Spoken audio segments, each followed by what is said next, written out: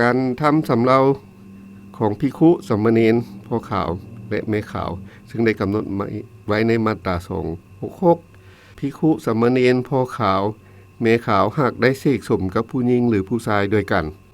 จะถูกลงโทษตัดอิสรภาพแต่6เดือนหา3ปีและจะถูกปรับใหม่แต่3ล้านกีบหา10ล้านกีบผู้หญิงหรือผู้ชายที่ได้สมัครใจเสกสมกับภิกขุสามเณรพ่อขาวแม่ขาวก็จะถูกลงโทษในสถานเดียวกันในกรณีดังกล่าวนี้ก็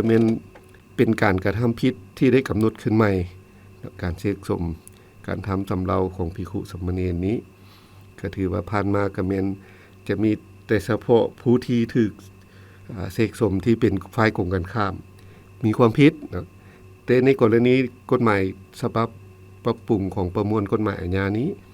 แม้นได้กำหนดจะเสกสมเพศเดียวกันก็ตามหรือว่าเสกสมเพศกงกันข้ามมันมีความผิดคือกันและคู่กรณีที่ได้